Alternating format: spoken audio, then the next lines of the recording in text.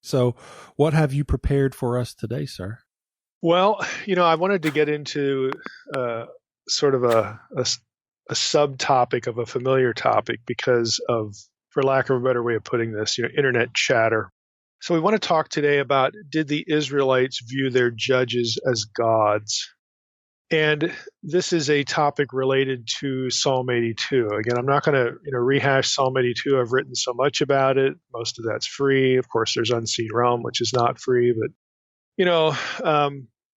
the fact that Psalm 82, again, understood in its own context, is very transparently talking about God and his heavenly host. And the members of those heavenly hosts are called Elohim, supernatural beings. But there are some people out there in Middle Earth land, Christian Middle Earth, the wild world of the internet and YouTube, that when they hear this, they resist it. And I think mostly because they have not examined the subject, but they sort of have this reflex response that, oh, those aren't gods in Psalm 82, they're just men. In fact, they're just Israelites, because the Israelites thought, and they called their leaders, the judges, like appointed in Exodus 16, they called them gods. And that's what's going on here. So Mike's silly idea of a divine council, even though that phrase is actually used in Psalm 82:1, the Adat El, the divine assembly. This is an assembly of people, assembly of Israelite judges. And we've talked about how that doesn't make sense before, when we did an episode on why Jesus quotes Psalm 82 verse 6 and John 10:34. That's episode 109, by the way.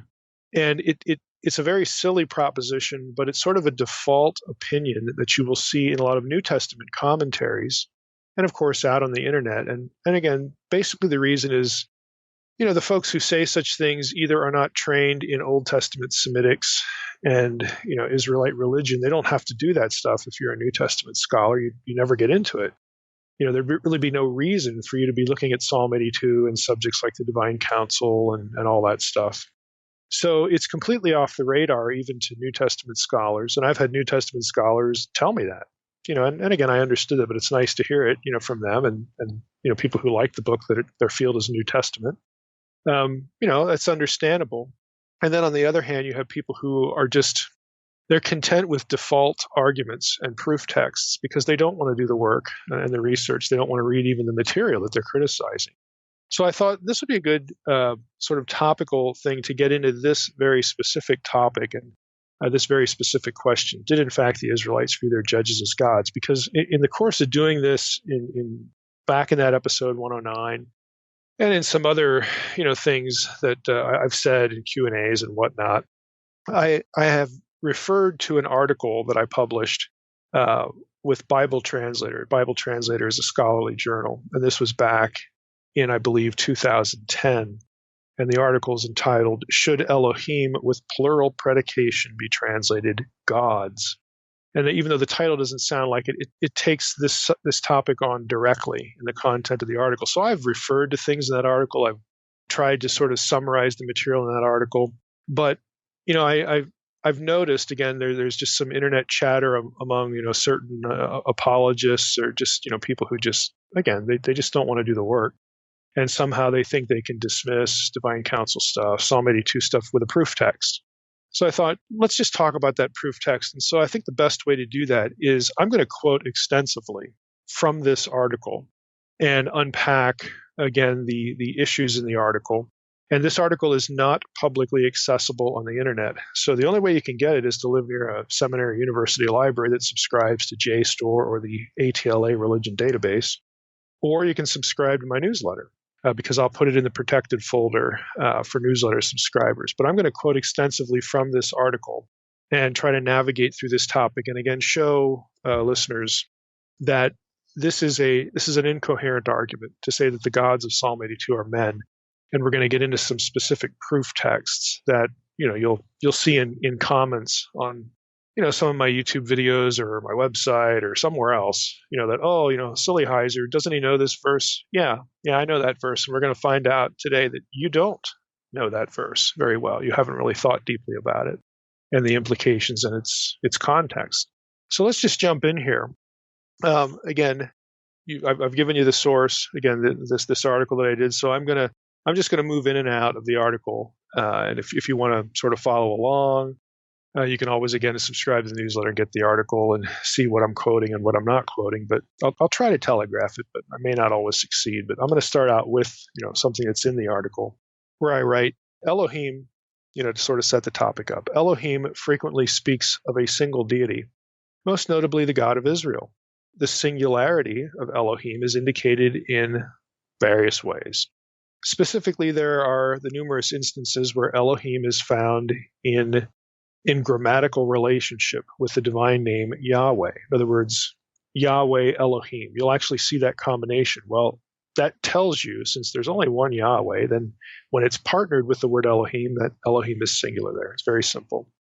Other times, you get Elohim aligned with a singular verb form, a singular predication.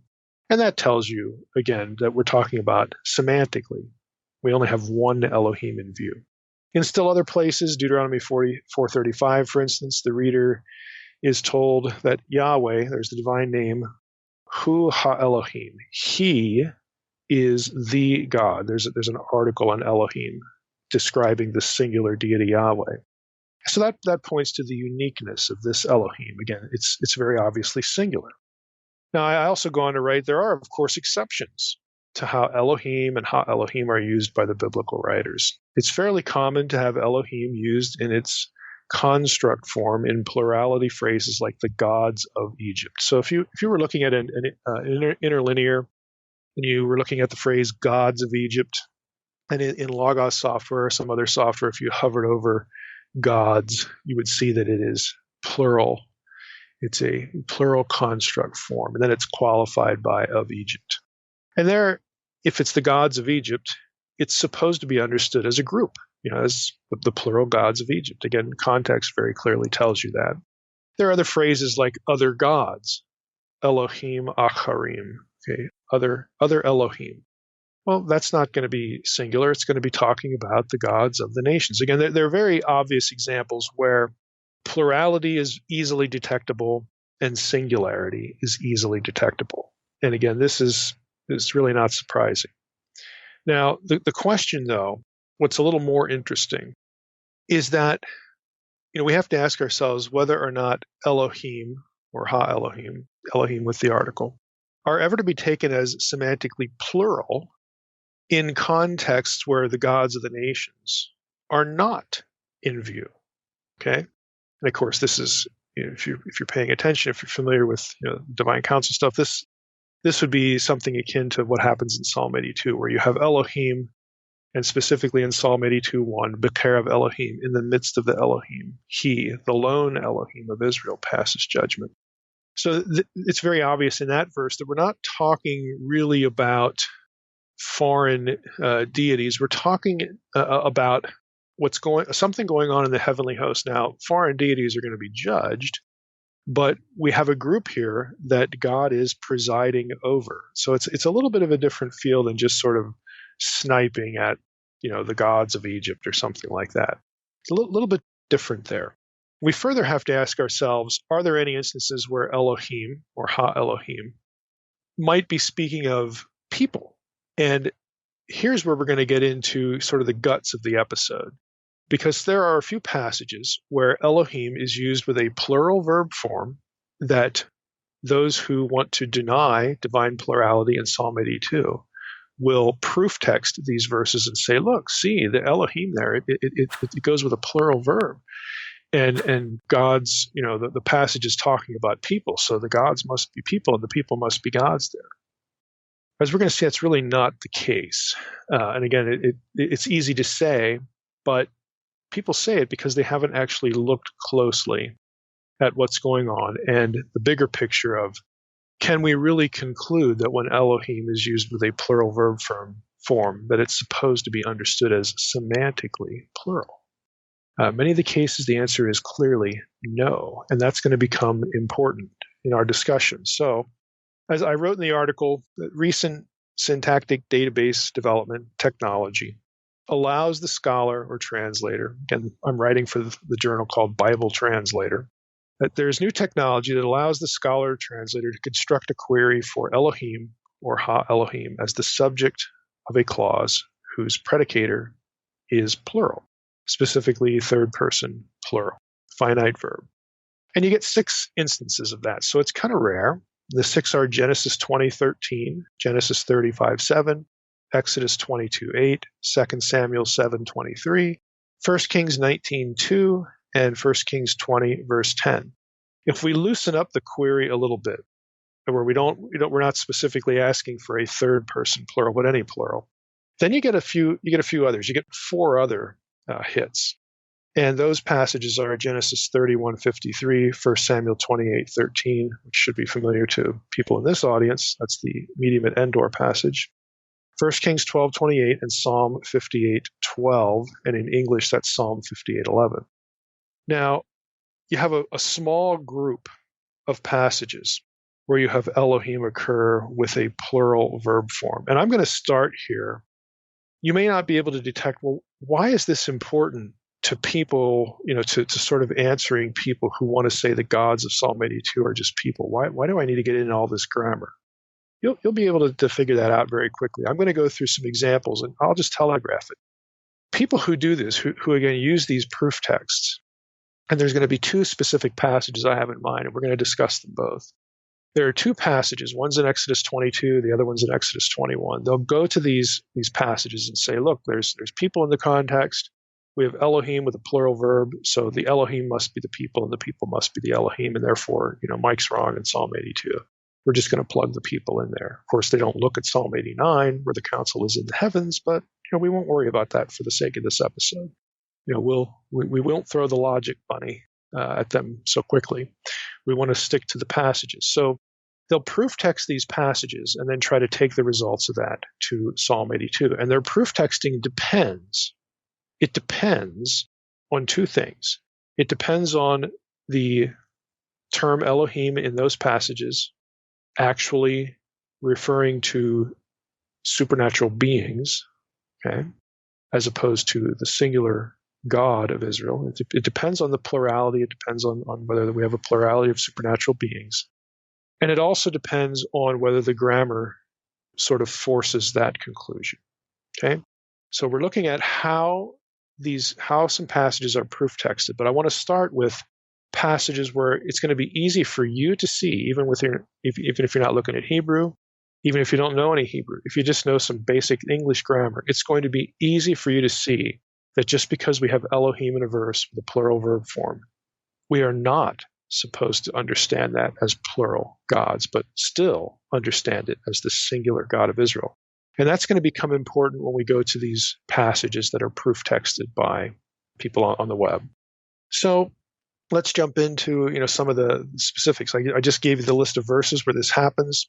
We're going to shave a few off that really don't merit consideration. For example, the ones in 1 Kings 19:2 and 20:10 can sort of be eliminated from the discussion, since both of those examples are statements out of the mouth of Jezebel. Okay, of course, she's going to be using Elohim as plural to refer to other gods because she's a pagan. All right, she says, may the gods do to me and thus and so if I, don't have Elijah put to death by this time tomorrow. Some statement like that. Again, since she's a pagan, of course, she's thinking of plural gods. So that's not really going to help us. She's obviously not thinking of the gods as men. She's thinking of her gods, her pantheon. 1 Kings 12:28 is kind of the same. Since the speaker's Jeroboam, who wasn't exactly an Orthodox Israelite. Jeroboam, of course, is cast by the biblical writers as very subversive of Orthodox Yahweh worship. In order to deter the people residing in his renegade kingdom, remember, he got the 10 tribes to defect after Solomon's death, and then he set up golden calves and stuff in the north and alternative places of worship. In order to get people residing in his turf from making pilgrimages into the kingdom of Judah, where the Davidic line was still ruling and where the temple was. The biblical writers have Jeroboam making, again, calves of gold and declaring, as the Israelites had at Sinai, "Behold your gods, O Israel." Again, so when Jeroboam uses this language, again, he's referring to golden calves. It's very easy to see. So the remaining texts that we do need to say something about, I'm not going to go through all of them. I'm going to go through a couple first that clearly show, even though you have this grammatical relationship with Elohim with a plural verb, it's still speaking of the singular God of Israel. We're going to do two of those, and then I'm going to go into these proof texts. So the two are Genesis 35:7, and then I'm going to go to the one in 2 Samuel. They're the most obvious for us to see this point, that we might still just be speaking of the lone God of Israel, even though we have this grammatical thing with a plural verb. So Genesis 35:7 is interesting, and I've mentioned this before in things I've written, just different talks, lectures, and whatnot. Sometimes it's in my list of what gets called an Elohim other than the God of Israel. Again, but I'll always make the qualification that it might be about the angel of the Lord, who is Yahweh anyway, but he's different, he's distinct. We're going to get into that here just briefly.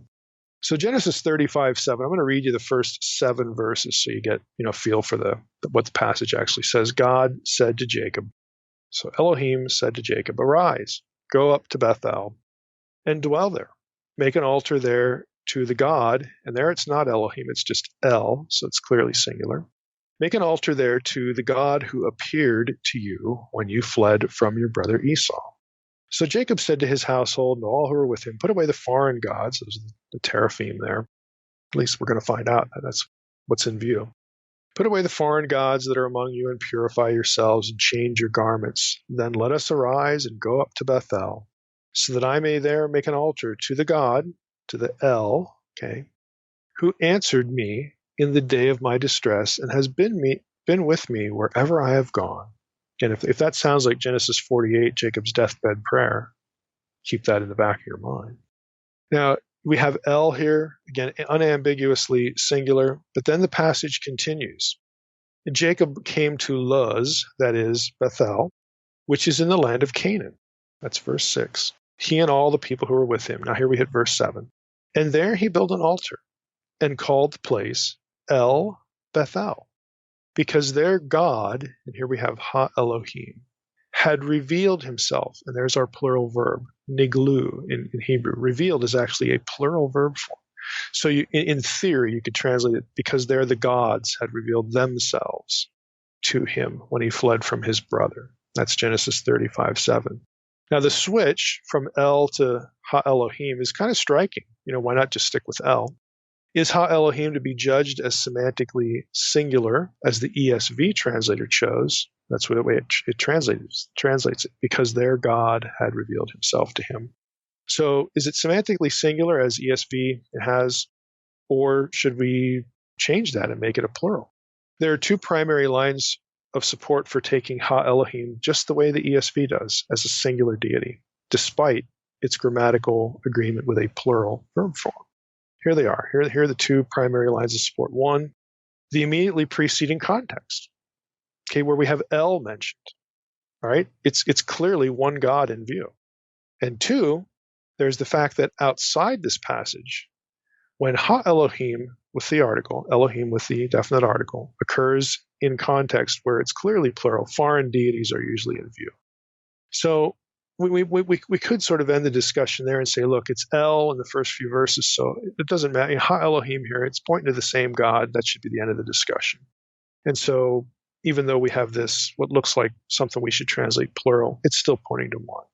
Okay, we could end it there. But I would say that despite the general coherence of that, there are indications that Genesis 35:7 might have something to do with divine counsel stuff. In other words, there might be more than one. And I think you already know what it is. There are basically 2 possibilities. What episode in Jacob's life, or I should say episodes in Jacob's life, might he be referring to in Genesis 35? Let me just look at verse 6 again. "Jacob came to Luz," that is Bethel, which is in the land of Canaan, he and all the people who were with him. "And there he built an altar and called the place El Bethel, because there Ha Elohim had revealed himself or themselves to him when he fled from his brother." Okay, there's a point of context. So if we go back in Jacob's life, there are really 2 candidates for when he's fleeing from his brother. And one is going to be better than the other. The first one would be Genesis 28. This is the Jacob's ladder, the tiered steps, the ziggurat thing, the sulam in Hebrew, when he has this dream. And at the top of the structure, he sees Yahweh either standing at the top or next to it, depending on how you translate the prepositional phrase there. And he witnesses the Malachei Elohim, angels of God, going up and down on the structure. So is it possible that he's thinking of these angels of God, that he's thinking of that episode, and that's why the writer and Jacob, of course, is thinking in Genesis 35:7 of more than one entity, hence the plural verb. Could that be what he's thinking? Well, that might sound like it makes sense, but he didn't build an altar to the angels of God. He only built it for the singular God of Israel. He calls it El Bethel. Okay, it's the house of El, house of a singular deity. So that's probably not what he's thinking of. The second possibility is in Genesis 32. This is where Jacob wrestles the man, the quote unquote man. And again, another very famous passage where he wrestles with this man who we find out Jacob says, hey, at the end of it, I've seen the face of God, I've seen the face of Elohim or un-Elohim. Hosea, again in particular, refers to this man as both Malach, an angel, and an Elohim. Again, this is sort of where where things lead. Genesis 48, which is a passage I've covered many times, where Jacob at his deathbed prayer, he uses the phrase he uses back in Genesis 35 about the God who had protected him, all his days. And he lumps Elohim with angel in the same prayer, and he even fuses them in that case with a singular verb. But we still have two. The two are one. We have the transcendent Yahweh and then the Yahweh who appears as a man. So maybe that's why when Jacob is thinking back, to this episode in Genesis 35:7, maybe that's why we have a plural verb. Okay? It could be, but it could also just as well be translated as a singular because of the first few verses leading up to verse 7, where we have El twice, which is clearly singular. So at best, Genesis 35:7 does not support a plurality of divine beings generally. It just doesn't do that. It also is very clearly not referring to people. It's probably referring either to the lone God of Israel or maybe, the second Yahweh, God in human form, and perhaps the transcendent God still in the scene somewhere. So this really doesn't help establish the points, again, that the people who are going to be proof texting certain verses about Elohim with a plural verb, wanting that to be the solution for Psalm 82, it doesn't really help. Because the plurality is ambiguous, just as well be singular, and we certainly don't have men in view. Here's the second one. 2 Samuel 7:23. This is the second one we'll cover today. And this one's far less familiar. I think maybe there's a good chance, unless you read the footnotes in Unseen Realm and looked up verses, you may never have heard of this passage before, or unless you read the article ahead of time.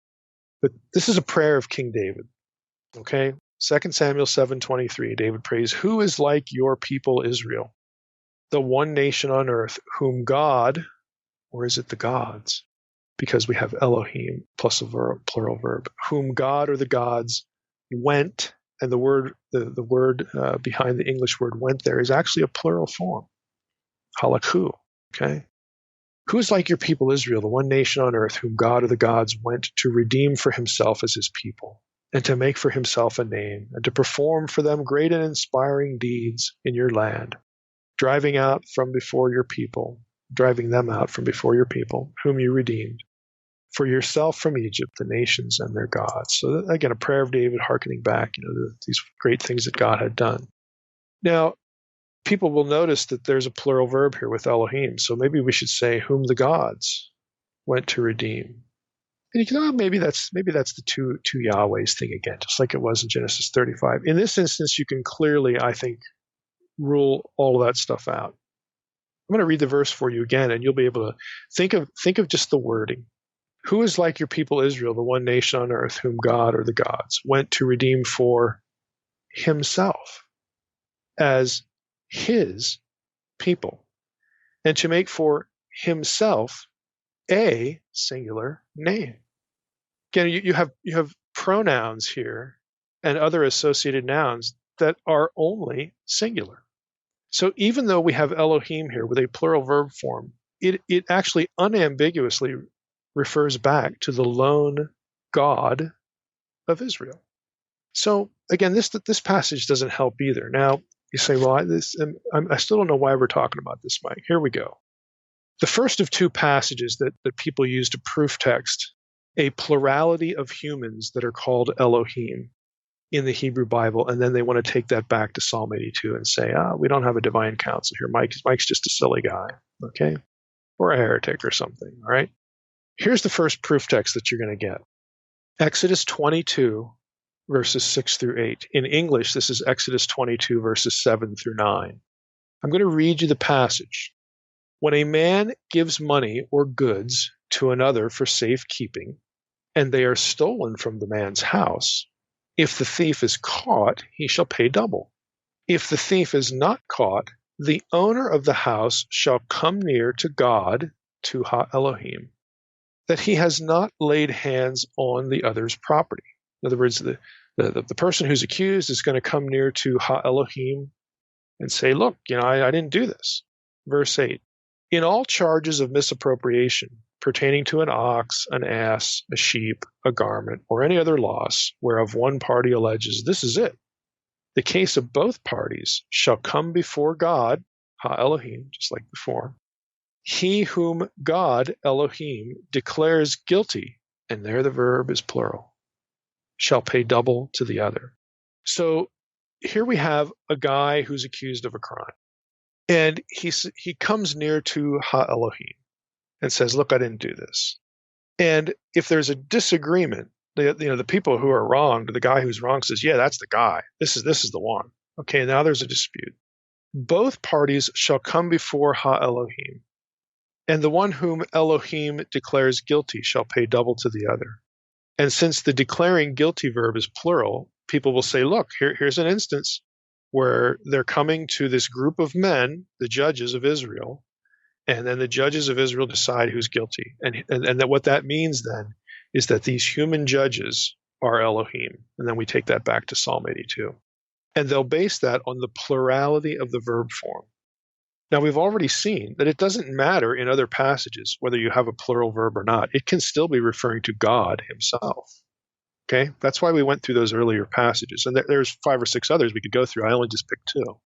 If you read the article, you subscribe to the newsletter, read the article, you'll find out that every passage that has Elohim with a plural verb can just as well be read the singular God of Israel. But no matter, because again, our proof texters love to go to this verse and say, look, here Elohim declares one of the other guilty, and the verb for declaring them guilty is plural, so we have a group of judges. This is how this idea is argued.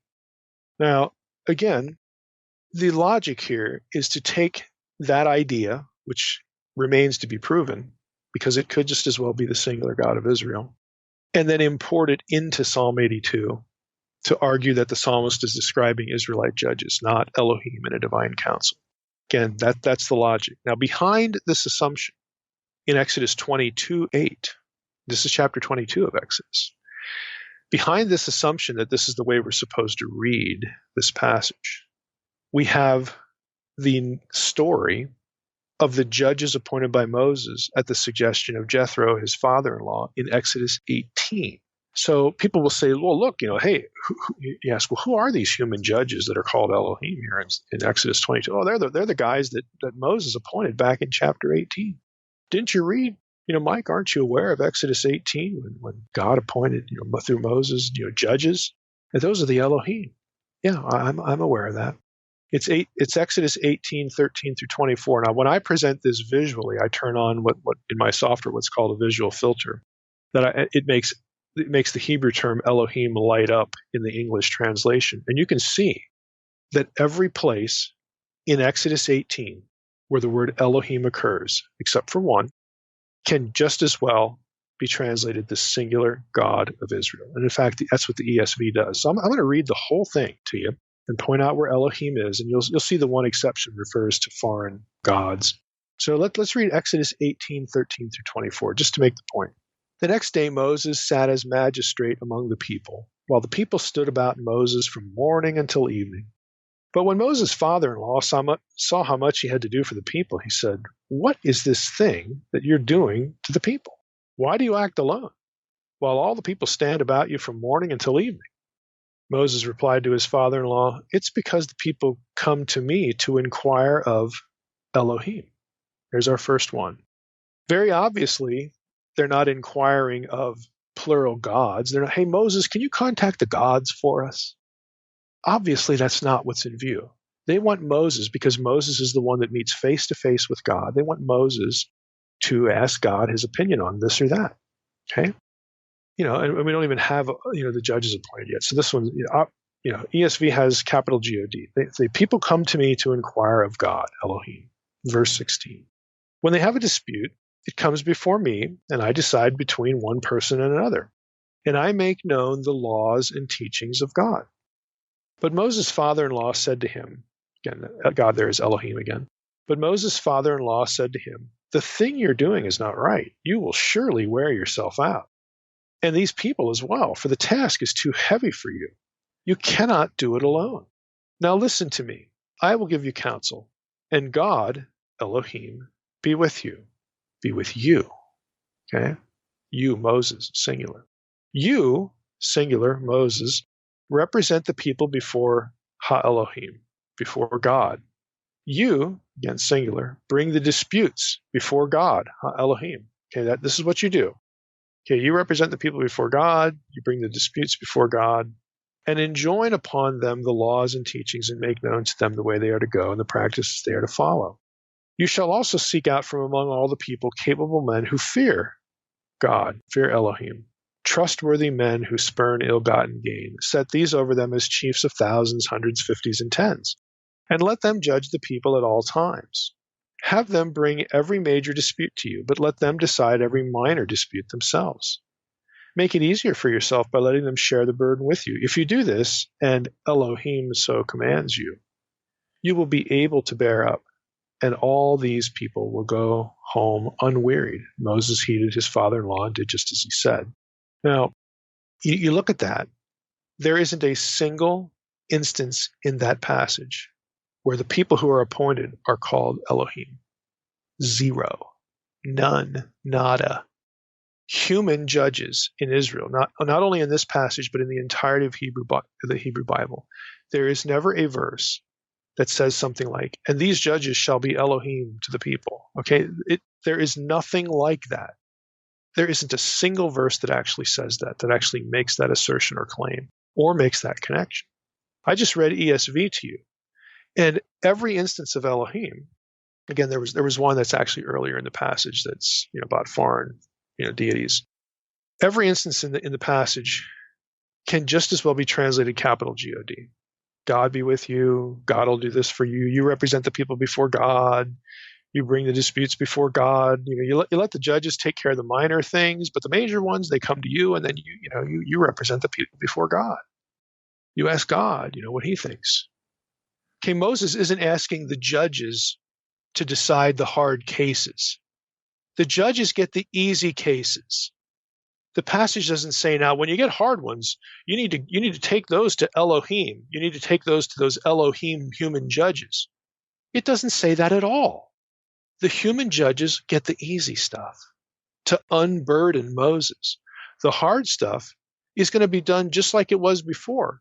Moses, you take those cases, the people come to you, and you represent them before Ha-Elohim or Elohim. You represent them to God, and you will be able to teach them what God wants them to do.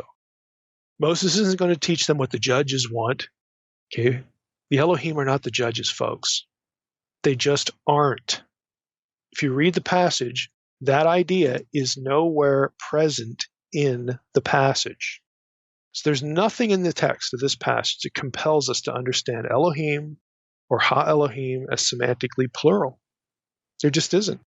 Something that is essential for the notion that the men appointed in the episode are a convenient explanation for the Elohim of, the earlier passage, Exodus 22:8, or for that matter, Psalm 82.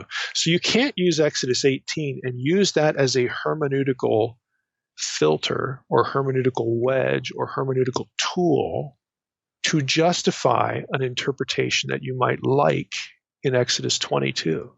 You can't read Exodus 22. Again, I'll go back to that passage right here. You can't read Exodus 22:8, where it says, both parties shall come before God. He whom God declares guilty. It's plural, so we need to read that. He whom the gods declare guilty. He whom the human judges declare guilty shall pay double to the other. Okay, we need to interpret it that way because Moses appointed these guys just for that reason back in Exodus 18. No, he didn't. No, he didn't. They're never called Elohim there. Okay. And there is still this category of things you take. In Moses' day, it was through Moses. Things you take directly to God, capital G-O-D. So we can't justify a human interpretation of the Elohim in Exodus 22 on the basis of Exodus 18. It doesn't work. But again, that is the typical strategy that's used. I'm hoping I've illustrated it sufficiently. There's nothing in Exodus 18 that suggests a divine plurality that can shed light on Exodus 22:8. Now, if and it's unusual, but if the person, again, trying to proof text Exodus 22:8 sort of figures this out and knows that it's inconsistent, they will go to another passage. So let's go to that one. They'll go to Exodus 21, verses 2 through 6. And this one, frankly, is a lot more interesting. You might think that the Elohim are humans idea has a point here, but it actually doesn't. It's actually something far more interesting than that. But here's Exodus 21, verses 2 through 6. When you buy a Hebrew slave, he shall serve 6 years, and in the 7th he shall go out free for nothing. If he comes in single, he shall go out single. If he comes in married, then his wife shall go out with him. If his master gives him a wife, and she bears him sons or daughters, the wife and her children shall be her master's, and he shall go out alone. But if the slave plainly says, this is verse 5, I love my master, my wife, and my children, I will not go out free. Verse 6, then his master shall bring him to Ha-Elohim, shall bring him to God, or the gods, okay? And he shall bring him to the door or the doorpost, and his master shall bore his ear through with an awl, and he shall be his slave forever. So if the slave wants to stay, then the master brings the slave, says, I want to stay here. Even though I could go free, I want to stay here. The master shall bring him to Ha-Elohim. Okay, what are we dealing with here?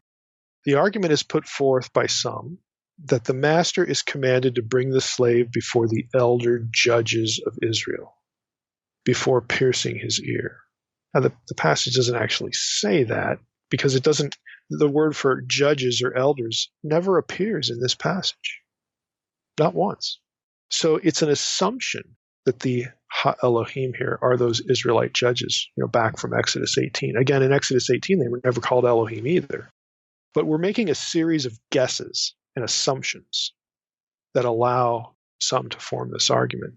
So the argument is that, well, okay, the slave wants to stay, so the master takes the slave to the Israelite elders and judges. I don't know what they have to decide because the slave's already said he wants to stay. So even the circumstance doesn't fit Exodus 18. Again, very few people who proof text this passage even point that out. What's there to decide? There's no question. Everybody agrees already. It's a wasted trip. Okay, but again, this is the assumption. So supposedly we bring them before the human judges, who are these Elohim. Now, again, to some that sounds workable. Yeah, let's go with that. There are real obstacles to this making sense. And I've just pointed out one. There's no question to decide. You don't need to go through to the judges. There's no dispute, period. So the context doesn't fit. Bringing that context, this need for elder intervention, that doesn't fit the passage because there's no dispute. So that's one problem, but there are other ones. Now, first, or let's just mention this one. Well, we've already mentioned that the contextual incongruity. Elohim here, or Ha-Elohim, could be semantically singular like it is in all these other passages. It could refer to the God of Israel. In other words, the master shall bring the slave who wants to stay before God. You have a little ceremony. You present someone to the God of heaven and says, this is what we're going to do. Thank you, Lord, or whatever. Just like elders in churches now are appointed, or we pray for someone publicly. We bring them before God to endorse their ministry or pray for them or, send them on their way. It could very well just as easily be that kind of scene. The master is thankful. He brings the slave before God, the God of heaven, and God is his witness. I'm not violating the law of Jubilee, Lord, because the law says we're supposed to let this person go free. He has voluntarily decided to stay. So it's kind of like a gesture of fidelity to the law before the lawgiver, God himself. Could just as well be that, because we have, again, Elohim with these plural verbs earlier that are clearly pointing to the singular God of Israel. Now, let's think about the plural verb, though. Plural verb here, bring him to God. Master shall bring him to God. And again, what we want to see here is we want to see Elohim as plural people, and then take that back to Exodus 22 to further argue our case. That we have people here, and somehow that works, and so now we need to take it to Psalm 82. What's really interesting is the word Elohim here, Ha Elohim, in verse 6. I'm going to read it again. Then his master shall bring him to God, to Ha Elohim, and he shall bring him to the door of the doorpost. And his master shall bore his ear through with an awl, and he shall be a slave forever. If you look at the parallel passage to this, so this is Exodus 21, okay, 2 through 6 in English. Okay, if you look at the parallel passage in Deuteronomy, specifically Deuteronomy 15, it reads the same way, except that Deuteronomy removes the word Ha Elohim. Let me say it again. In the Deuteronomy version of this procedure, Ha Elohim is gone. Now that's important. It's another one of these differences between Exodus and Deuteronomy. I've said before on the podcast, and the most obvious version of this is Passover. The rules for Passover in Exodus 12 are quite different than what you read in Deuteronomy, because the context in Deuteronomy is different. Critics will say it's because Deuteronomy was written later, it's not Mosaic, so on and so forth. Those who accept Mosaic authorship for Deuteronomy will say, well, the difference is because Deuteronomy looks forward to a time when we have a temple, because the laws in Deuteronomy forbid you from observing Passover in your home, when explicitly that's what you're supposed to do in Exodus. And so the reasoning goes, well, that's changed in Deuteronomy because it presupposes that there's one central meeting place now, and that's why Passover in Deuteronomy, you're commanded to go to the central place of worship, the place where the Lord has chosen to set his name. So it's a different context. That's important too, because we have to ask ourselves, why would they remove God from the procedure? Or Ha Elohim, why would they do this? Now, it wouldn't make any sense if Ha Elohim was supposed to be the lone God of Israel. There'd be no reason to remove him from the ceremony. It's bizarre. It just doesn't make any sense. Shouldn't God have a part in this? Aren't we honoring God by obeying this law? It doesn't make any sense. So I think we can safely rule out that Ha Elohim in this passage in Exodus 21 is singular. So that leaves us two possibilities, both of them plural. Are the Ha Elohim human judges, or are they something else? Why would you take away human judges in Deuteronomy? Why would you do that? What's wrong with human judges? Aren't they supposed to do this job? Why would you delete them in Deuteronomy? Well, the answer comes if we consider the other option. Yeah, Ha Elohim looks like it's plural here. And it doesn't make any sense that it would be singular. Why would you delete God? It also doesn't make any sense to say they're human judges, because why would you delete them? What's the danger? What are you afraid of? It makes a lot of sense if Ha Elohim here are, as Cyrus Gordon suggested, 60 years ago, that Ha Elohim here are your dead ancestors. Okay, remember, think of 1 Samuel 28:13. Elohim is a term that is used for the deceased human dead. In Israel, there was this notion that people, after they died, were still there. They were still living.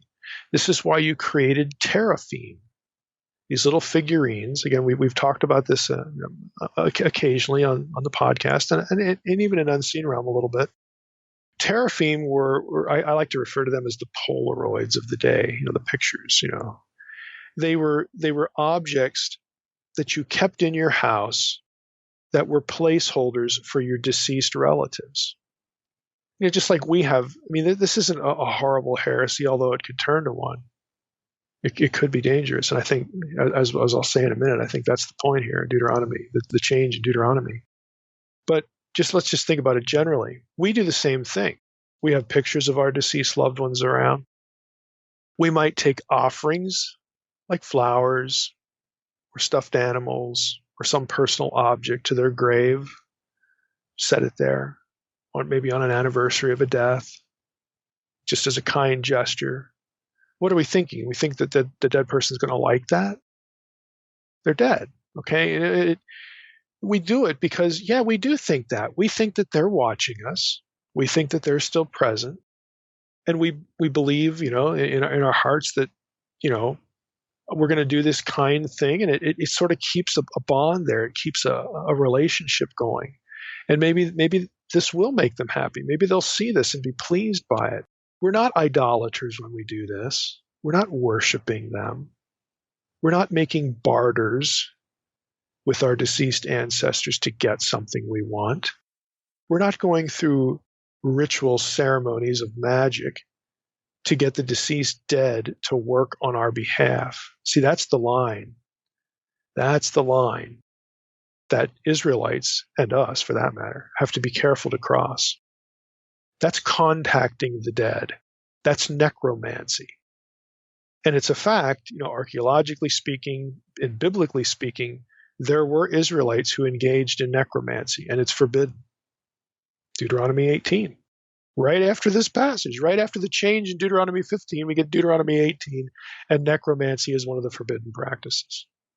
So here's what I think is going on here. And again, this didn't originate with me. I think Cyrus Gordon had some real insight here. In Exodus 21, you do have a plural, bring them before the gods. But they're not human judges. They're not the lone God of Israel. They're the ancestors of your house. Why would you do that? Because this slave wants to join your household. So you want your ancestors to approve. You want them to know that you are in approval of this. It's like a family event, a family ceremony. Now, because of the danger, and Israel fell into idolatry after the conquest, didn't it? Didn't they? If you're a critic and you say Deuteronomy was written in the 8th century, now your explanation of this is Elohim. Ha-Elohim is specifically removed because of Israel's history with idolatry. If you believe that Deuteronomy is still authored by Moses, this is a foreshadowing. Ha-Elohim is removed because the writer wants he wants to telegraph in some way that they went off the rails here. They went off the rails. They wound up doing necromantic things. And in fact, I'll get back to that 3 chapters later when I talk about necromancy being forbidden by God. So it's either a historical look back at an idolatry problem or it's a foreshadowing of an idolatry problem. It has nothing to do with human judges. 0. So if you don't have any ammunition for human judges here, you can't take this passage, Exodus 21, verses 2 through 6, and use it to bolster human Elohim judges in Exodus 22. And we've already seen you can't use Exodus 18 to make the argument in Exodus 22 that the judges are Elohim. Folks, what it comes down to is there isn't a single exegetical argument that the rulers of Israel were thought of as gods, were thought of as Elohim. 0. This argument has no legs to stand on, but it is the standard go-to idea to make Psalm 82 not say what it plainly says. And it's because people fear divine plurality, and they fear it because they've never studied it. They fear it because they don't have their heads in the Old Testament worldview. They fear it because they don't understand that all Elohim is a reference to a being that is part of the supernatural world. It has nothing to do with a unique set of unique attributes. And I've said this, must be hundreds of times. Okay, I understand when people see God because our brains immediately, because we're Western and we have this Judeo-Christian tradition, instead of looking at the Hebrew Bible, we let our tradition do our theology for us. We have our tradition telling us that when you see the letters God, that points to a unique set of attributes. No, it doesn't, because Elohim is used of half a dozen different things that are not the God of Israel. That alone tells you it has nothing to do with a unique set of attributes. There are many Elohim. There's only one, though, that is described in specific ways, like omniscience, sovereignty, omnipotence, the only one deserving of worship, the only creator. Only one Elohim ever gets described in those ways. No other Elohim do or are described in that way. And in fact, Scripture denies those things to other Elohim. Yahweh is an Elohim. No other Elohim is Yahweh, period. This is a simple, straightforward Israelite, Orthodox Israelite theology. But we have lost it. And because we've lost it, we go to passages like Psalm 82, and we think we have to invent ways to make the text not say what it says right before our eyes. And the chief reflex interpretation is, oh, those are human judges. They're human judges. And there isn't a single coherent exegetical argument to base that on. We've gone through the proof text passages, Exodus 22, Exodus 21, both viewed in light of Exodus 18. There's nothing to these arguments. They can't stand up. They implode. Again, just to recap, if you go with Exodus 21, you have to explain the deletion of Ha Elohim in Deuteronomy 15. It can't be the singular God of Israel because it makes no sense to delete God from the ceremony. It can't be human beings because A, there's no dispute here, so you have a violation of context, and B, it wouldn't make any sense to delete them if there was a dispute because that's their job. So why are they deleted? Because it doesn't refer to human rulers, human judges. It refers to Elohim of a different kind and a group, a plurality. And again, the best way to understand Elohim here is the disembodied dead, your family members, because you have this slave who wants to join the family. And the writer of Deuteronomy is either looking in the past and saying, good grief, we had problems with this. Okay, we're not taking any chances here. We're going to change the wording here so that everybody, so that nobody goes down this path again. They don't abuse this. Or the writer is looking forward. He's telegraphing something that's going to be a problem, because 3 chapters later he talks about the problem of necromancy. Okay, this is called interpreting Scripture in its own context. This is what we do at the Naked Bible Podcast. We don't invent interpretations to deflect our attention away from what the text says. So I just thought for today it was kind of high time that we get this recorded in some way, because this keeps coming up. I want to add one more thing, and I quote this in part of the article. There's actually, kind of I'll just throw it in here. There's a bit more to it that again strengthens what I'm saying here.